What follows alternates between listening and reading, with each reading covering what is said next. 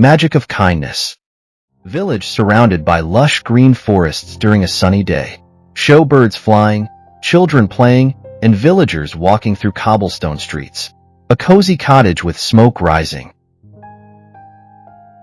Alia sits on a wooden stool, braiding her little brother's hair while their mother kneads dough by the window. The room is cozy, filled with the scent of baking bread. Hold still, Ren, or you'll end up looking like a hedgehog. I don't mind. Maybe then the starflower will notice me. You and your sister, always dreaming about that flower. It's just an old story, Alia. Maybe, Ma, but if it is real, wouldn't you make a wish too? Perhaps. Alia looks out of the window, her eyes sparkling with determination. Alia walks through the forest, her basket full of firewood. The sun sets, bathing the trees in golden light. She hears a soft humming sound and follows it curiously. What is that? She pushes aside branches to reveal a glowing clearing. In the middle, a giant starflower glows faintly. Alia approaches cautiously, reaching out to touch it. The starflower glows brightly, and a tiny fairy appears, her wings shimmering like moonlight. Alia of Lumina, you've found me. You're real. I am Celestine, guardian of the Starflower. But I'm afraid the flower is losing its magic. Its heart has been stolen by the Shadow King. How can I help? You must find the Starflower's heart, a gem that radiates pure light. It's hidden deep in the Shadow King's cave. But beware, Alia. The journey will not be easy. I'll do it. Celestine hands Alia a glowing lantern. This lantern will guide you to the gem. Trust your heart, Alia. Alia nods, holding the lantern close as the fairy disappears. Alia embarks on her quest. The lantern glows brighter as she gets closer to the gem. Alia balances on stepping stones that hum musical notes. She pauses, figuring out the correct melody to cross safely. A sly fox tries to steal her lantern, but Alia outsmarts it by offering a shiny pebble instead. Alia solves a riddle from an ancient oak tree, earning its blessing and a path forward. The cave is dark, filled with swirling shadows. The Shadow King, a towering figure with fiery eyes, steps forward. A little girl? You dare challenge me? I've come to take back the Starflower's heart. You think you can defeat me with that toy? The Shadow King lunges, but the lantern's light flares, pushing him back. The shadows dissolve, revealing his true form, a small, sad creature. You're not evil, you're just lost. I took the gem because I wanted to feel joy, but it only brought more pain. You can still make it right. The Shadow King hesitates, then hands over the glowing gem. The lantern absorbs its light, shining brighter than ever. Alia returns to the starflower, placing the gem at its center. The flower blooms, radiating light that spreads across the forest. Celestine appears, smiling. You've done it, Alia. The Starflower's magic is restored. The forest comes alive, the trees greener, the flowers brighter. Alia looks around in awe. It wasn't just me. Even the Shadow King had a part to play. Kindness can heal even the darkest hearts. Alia returns home, the forest glowing with magic. The villagers cheer as she tells her story. The starflower becomes a symbol of hope for all. You're the bravest sister ever. Maybe, but the real magic was kindness. Value wisely English fairy tale. Amara sits at a wooden table, her grandmother weaving by the fire. The room is cozy, with the glow of lanterns casting warm light on the walls. Did I ever tell you about the moonlight market? Only 100 times, Grandma. It's not real, just one of your stories. Oh, it's real, but it only appears on the night of a full moon, when the air is thick with magic. It's a place where the impossible is possible, but, pauses, not all trades are fair. You're trying to scare me. Perhaps, but remember, Amara, if you ever find it, listen more than you speak, and be careful what you trade. Amara, her smile fading slightly as she looks out the window. Outside, the full moon rises, casting a silvery glow over the village. Amara is restless. She slips out of the cottage and walks to the edge of the forest, her lantern casting long shadows. Suddenly, the wind shifts, carrying a strange, intoxicating scent, jasmine and spices. What is that?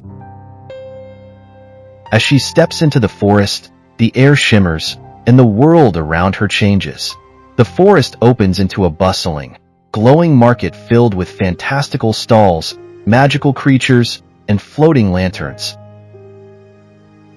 A fox in a top hat selling bottled starlight, an owl reading fortunes, a cat juggling glowing marbles. Amara walks through, wide-eyed and amazed. This can't be real. A voice calls out from a nearby stall. The vendor is a tall, cloaked figure with a face hidden in shadow. Ah, a new visitor. What brings you to the moonlight market, little dreamer? I didn't mean to come here. I just followed the wind. The market always finds those who need it. Tell me, what is your heart's desire? I don't know. Perhaps this will help. The vendor reveals a glowing key on a velvet cloth. This key opens the door to your heart's truest desire. What do you want for it? Your bracelet.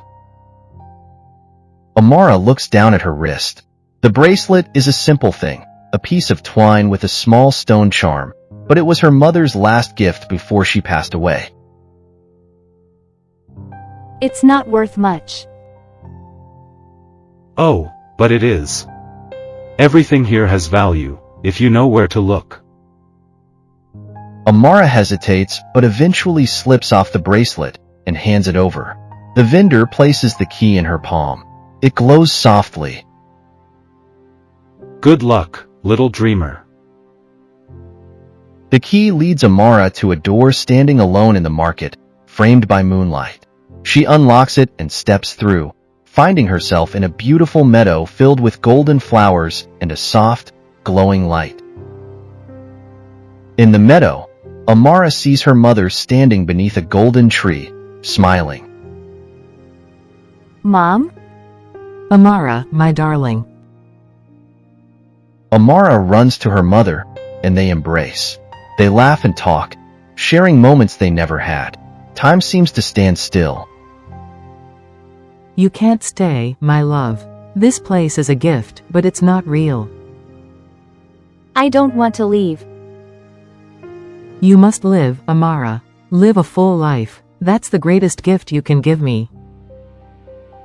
The meadow fades, and Amara finds herself back in the market. The key is cold and lifeless in her hand.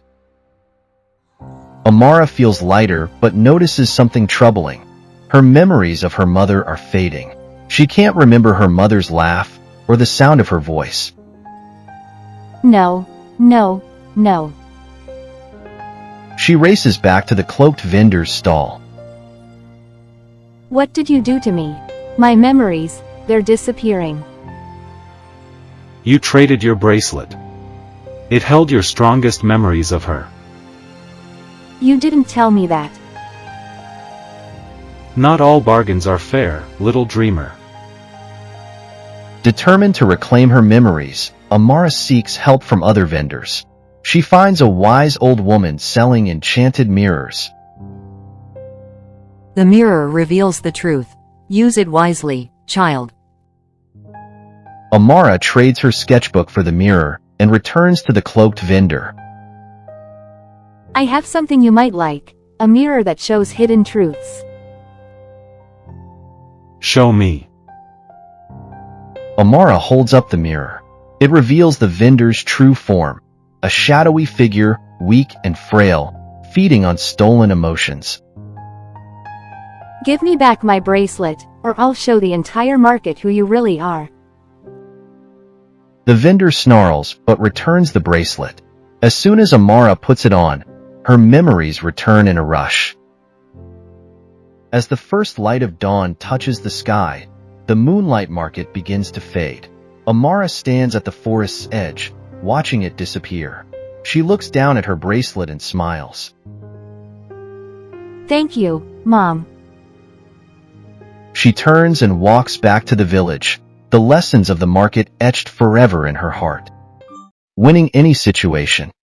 The forest is alive with the sounds of nature, birds chirping, leaves rustling in the soft breeze. Lean and clearly hungry, the fox prowls through the undergrowth, his movements stealthy but unsteady. His sharp eyes scan every shadow and movement, searching for the faintest sign of prey. 3 days without a meal. My stomach so empty, it could echo.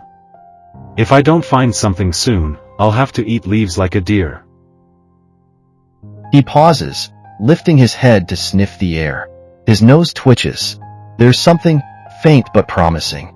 He follows the scent deeper into the forest, pushing past bushes and thorns. Finally, he stops, spotting an old well hidden among vines and moss. A well? What's this?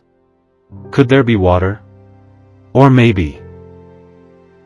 He licks his lips, his eyes narrowing in anticipation. A frog or two to snack on. Anything's better than this hunger. The fox moves closer, circling the well cautiously.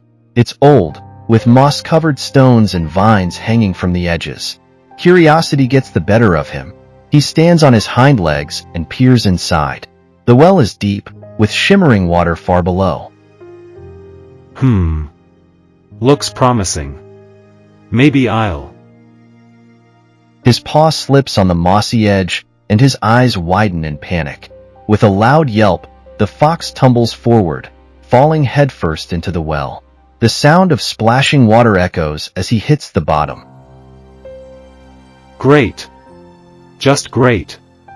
Not food, but a trap. Bravo, fox. Your luck is as dry as your stomach. The well and the forest canopy as evening begins to fall. The fox shakes himself off, his wet fur sticking to his thin body. He looks up at the impossibly high walls, their mossy surface glistening in the dim light. Think, fox. There's always a way out.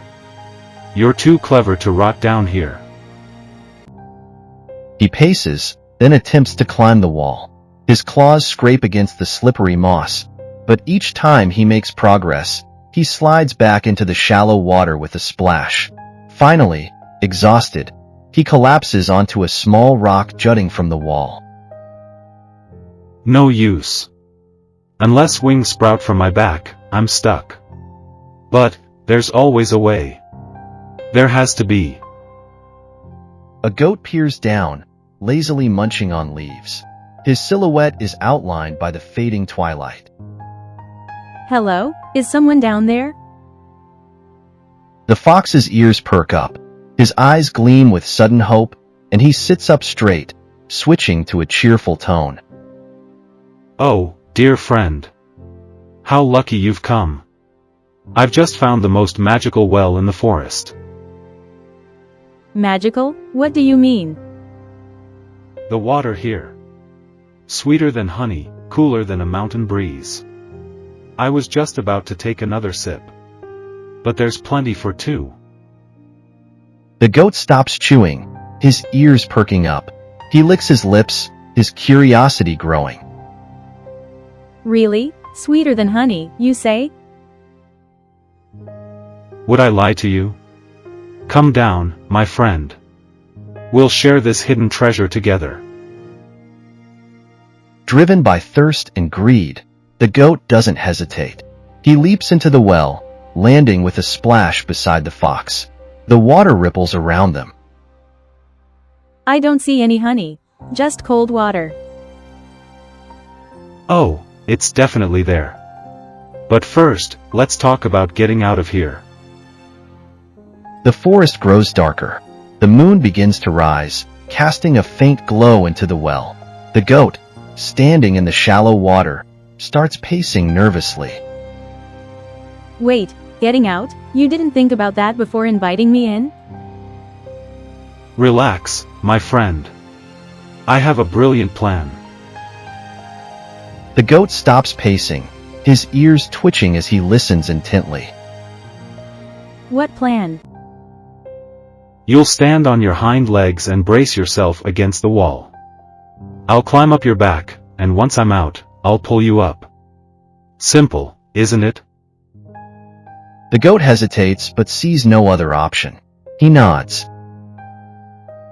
All right, let's do it. Hurry before it gets darker. The goat positions himself against the mossy wall, bracing on his hind legs. The fox climbs onto his back, using the goat's shoulders for leverage. With a swift leap, he clears the edge and lands outside the well.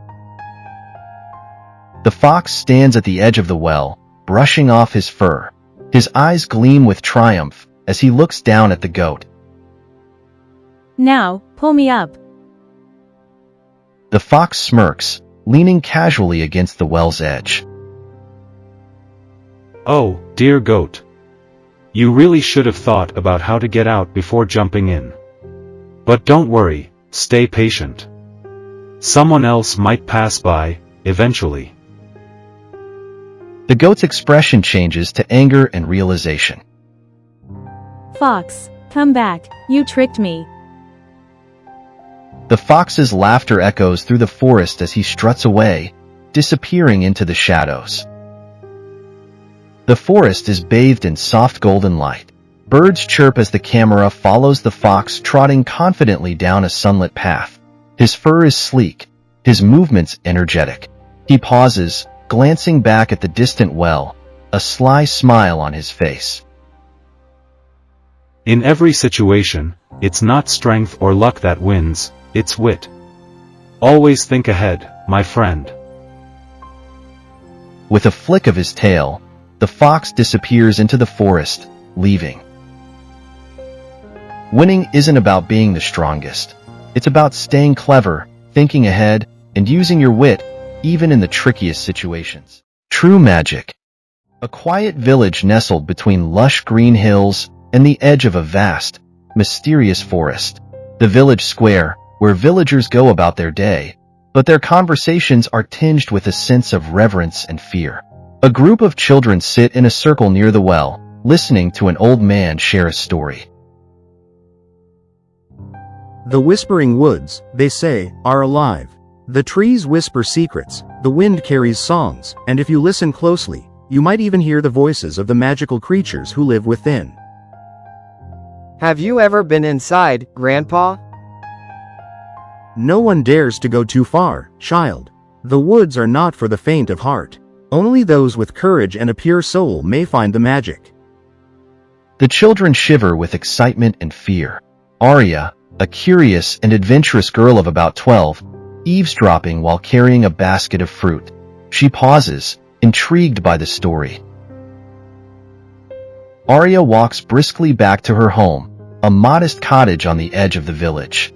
Inside, her mother, a kind but practical woman, is preparing supper. Arya sets down her basket, looking thoughtful. Mama, have you ever heard the story of the Whispering Woods? Every child in this village has heard it. Why do you ask? Do you think it's true? Some say it is, others say it's just a tale to keep children from wandering too far. Either way, it's no place for a young girl like you. But what if it's more than a story? What if there's something in the woods that could help us? Arya, we may not have much, but we have enough. That's all we need. Arya looks out the window at the darkening forest, her curiosity burning brighter than ever.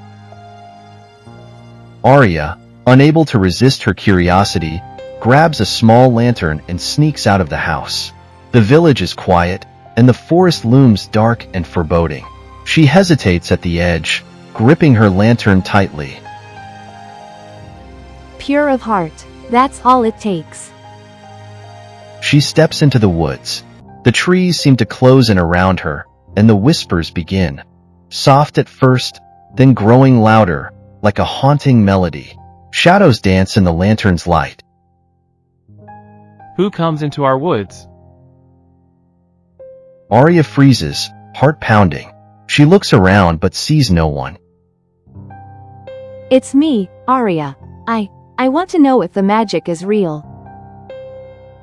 The ground beneath her begins to glow faintly. A silvery light emerges from the shadows, forming into a fox with shimmering fur and eyes like tiny stars. The fox steps gracefully into the light, its gaze fixed on Arya. She stares in awe, her fear melting into wonder. What would you do with magic if you found it? I wouldn't keep it for myself. I'd use it to help my village, to grow flowers and food, so no one ever goes hungry. The fox tilts its head, as if considering her answer. It circles her slowly, its movements fluid and elegant. A noble heart indeed. The fox begins walking deeper into the woods. Arya hesitates, then follows, her lantern casting a warm glow around them. They arrive at a breathtaking clearing bathed in silver moonlight. At its center is a sparkling spring, its water glowing faintly. The air hums with energy. Drink from this spring, and your wish will come true. But remember, magic is a gift, not a possession. It will only last as long as you return the kindness you receive. Arya kneels by the spring, staring at her reflection in the shimmering water. With a deep breath, she cups her hands and drinks. A warm, golden light envelopes her. Arya returns to the village, her lantern now glowing with a brilliant golden light. As she walks through the square, the light spreads, and miraculous changes occur. Barren fields sprout vibrant crops, fruit trees bloom, and flowers burst into color. Villagers gather, astonished. Look at the fields. What's happening? The Whispering Woods shared their gift with me. But it's not mine to keep, it's ours to share. The villagers cheer, their faces lighting up with hope and gratitude. Arya walks among them, spreading the lantern's golden glow. The fox watches from the shadows, its silver fur glinting in the light of the rising sun. It tilts its head, as if satisfied, before disappearing into the trees. The Whispering Woods were no longer feared but celebrated. The villagers learned to live with kindness and gratitude, knowing that the magic of the woods was not in its secrets, but in the hearts of those who dared to believe. Village and the peaceful woods, fading into a serene sky filled with sunlight. True magic lies not in what we take, but in the kindness we give back to the world. Freedom is not a gift but a journey. Morning light filters through the thatched roofs. Birds chirp, and the village is alive with activity. Anika, a timid young woman, is shown sitting by her window, staring longingly at the forest that lies beyond the fields. Anika, have you fetched water yet? Not yet, Ma. I'll go now. She grabs a clay pot and steps outside. As she walks to the well, villagers greet her, offering unsolicited advice about her day. Don't forget to ask the elder about the market prices. Anika, don't go near the forest. It's not safe for someone like you. Anika nods meekly but looks at the dense forest. Her eyes betray a mix of fear and longing.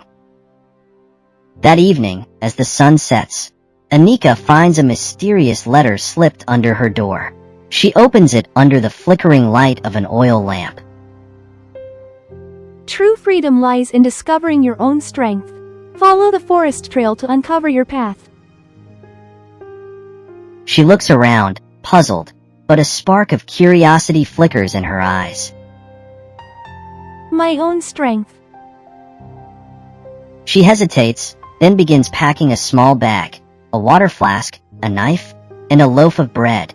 She stops, looking at a family photo, then sets it down and steps out into the night. The forest looms dark and foreboding. Anika hesitates at the edge, but takes a deep breath and steps in. The chirping of crickets and the rustling of leaves amplify her unease. She follows a faint trail, the letter clutched tightly in her hand. A branch snaps, and she jumps, her eyes darting around. Just the wind. It's just the wind. Anika reaches a wide river. The wooden bridge that once spanned it lies broken, its planks rotting in the water. How am I supposed to cross this? She paces along the riverbank and notices a cluster of bamboo stalks nearby. She hesitates, then recalls watching her father build rafts as a child.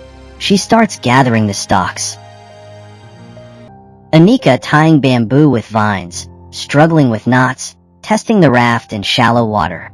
Finally, she paddles across, a triumphant smile breaking through her exhaustion. Deeper in the forest, Anika hears frantic chirping. She follows the sound to find a small bird tangled in a hunter's net. Its wings flutter helplessly. Easy there, I'll get you out.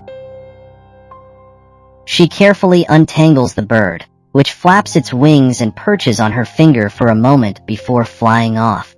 Anika watches it disappear into the sky, her expression softening. If you can fly free, so can I. Night falls. Anika builds a crude shelter from fallen branches and a fire from dry leaves. As she sits by the fire, shadows dance around her. The sounds of the forest grow louder. Howls, rustling, distant growls. You've made it this far, Anika. You're stronger than you think. She grips her knife tightly, staring into the darkness. A pair of glowing eyes appears at the edge of the firelight, a wild fox. It circles, but eventually retreats. Anika exhales in relief, her confidence growing. After weeks of travel and countless small victories, finding edible plants, navigating by the stars, Anika stumbles into a clearing. At its center sits a wise old hermit, meditating under a massive tree. The clearing is peaceful, bathed in golden light. Are you the one who sent the letter? The hermit opens his eyes and smiles. I did. But tell me, child, what have you learned? I've learned that I'm stronger than I thought. That I don't need to wait for someone else to save me. And what of the challenges? The river, the bird, the nights alone? They weren't barriers, they were lessons. Then you have found your freedom. Remember, independence isn't about rejecting help, it's about knowing you can stand on your own when needed. He gestures to the path leading out of the clearing.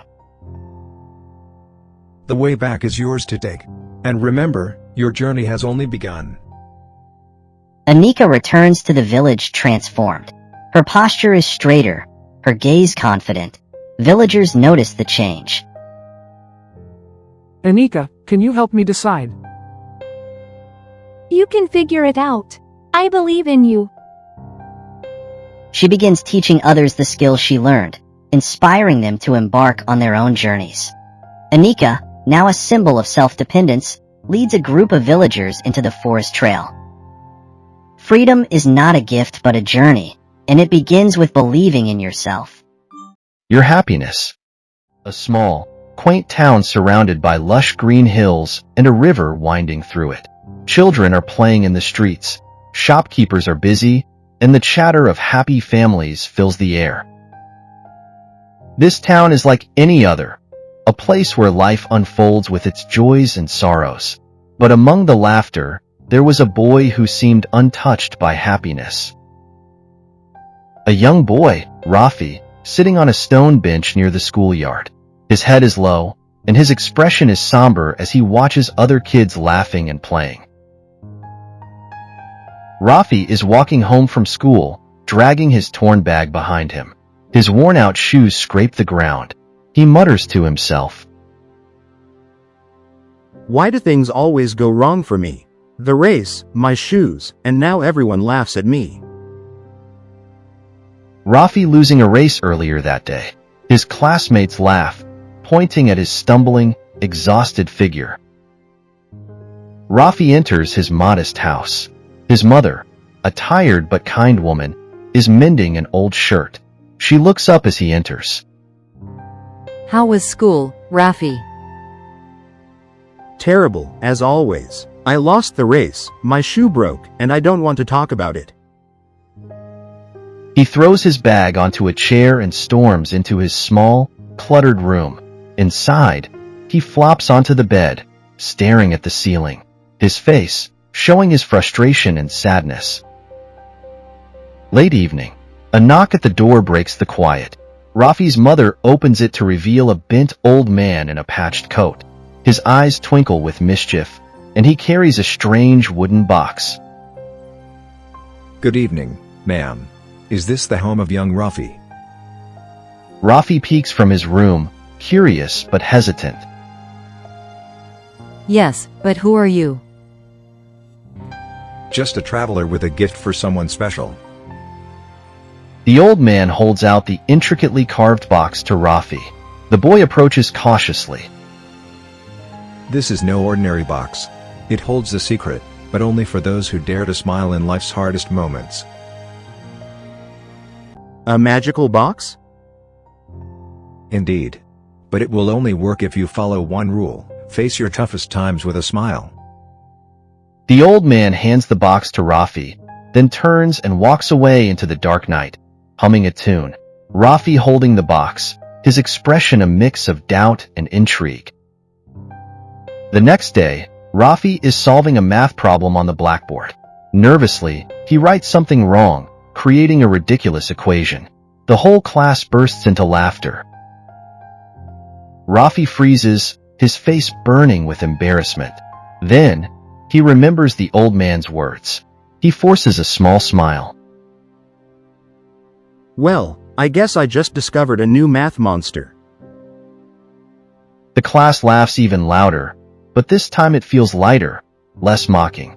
Rafi sits down, realizing the power of humor in diffusing tension. Rafi is flying kites with his friends in a wide, open field.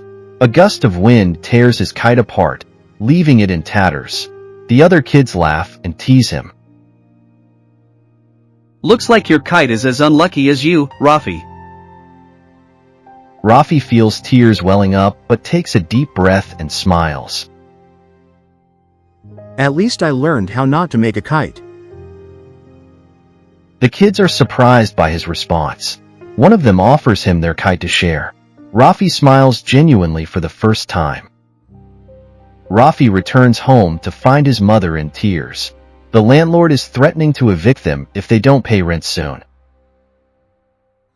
I don't know what to do, Rafi. We have no money left. Rafi looks at the wooden box in his room. He places it in his mother's hands.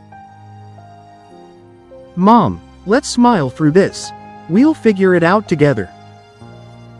Inspired by Rafi's optimism, they start making and selling handmade crafts at the local market. Working tirelessly but smiling through their struggles, they earn enough to pay the rent, and the landlord, moved by their determination, grants them extra time.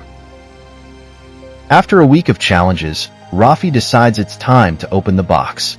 He carefully lifts the lid, his hands trembling. Inside, he finds a small, folded note. The magic isn't in the box, it's in you. A smile turns sorrow into strength, failure into learning, and strangers into friends.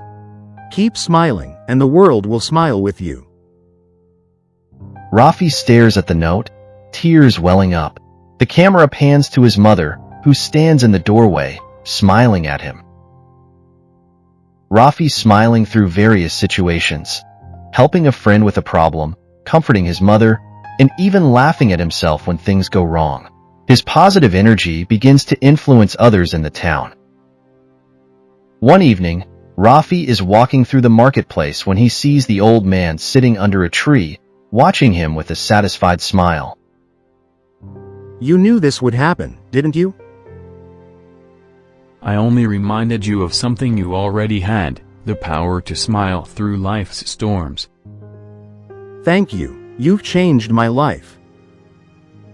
The old man pats Rafi on the shoulder and begins walking away.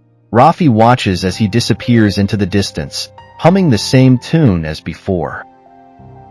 The town is brighter, livelier. Rafi plays with his friends, a smile ever present on his face. The entire town basking in a newfound joy. Life will never be perfect, but a smile can make it beautiful. And in the darkest moments, it's the light of a smile that shows us the way. The wind and the sun. White clouds float peacefully, and birds chirp faintly in the background. Suddenly, a powerful gust of wind roars through, bending trees and scattering leaves. The wind, personified as a tall, swirling figure with a booming voice, flies into frame. He's restless, wild, and full of pride. The sun, a golden, serene figure radiating warmth, floats calmly nearby. Her smile is gentle but wise, her light illuminating the clouds around her. Look at me, sun. I am the strongest force in nature. I can topple mountains, stir the seas, and scatter anything in my path. What can you do, sitting there quietly? Strength isn't always about noise and power, wind. Sometimes, true strength lies in patience and understanding. Patience? Understanding? Those are for the weak. I'll prove to you that raw power is unmatched. The sun tilts her head thoughtfully, gazing down at the earth below. How about a friendly competition to settle this? What do you have in mind? Do you see that traveler down there? A traveler walking along a dusty road. He wears a thick coat, a hat, and carries a small satchel. He hums a cheerful tune as he walks. Whoever can make him remove his coat will be declared the strongest. Huh, this will be too easy. Go ahead. Show me your strength. The traveler continues walking, unaware of the contest brewing above him. The wind prepares for his turn, gathering energy. Let's show him what I'm made of. The wind starts with a strong gust, blowing dust and leaves across the road. The traveler squints, clutching his coat tighter. What's with this sudden cold? The wind howls louder, bending tree branches and sending debris flying. The traveler leans forward, gripping his coat tightly against his body. Why isn't he taking it off? I'll just blow harder. The wind intensifies his force, creating a mini-storm. The traveler, now struggling to walk, wraps his coat even tighter and pulls his hat down to shield his face. This wind is unbearable. After a few more failed attempts, the wind finally gives up, panting. He turns to the sun, his pride dented. Fine, your turn. Let's see what your patience and understanding can do. Watch closely, my friend. The sun begins her turn, shining gently at first. The traveler pauses, feeling the warmth on his face. Ah, this feels nice.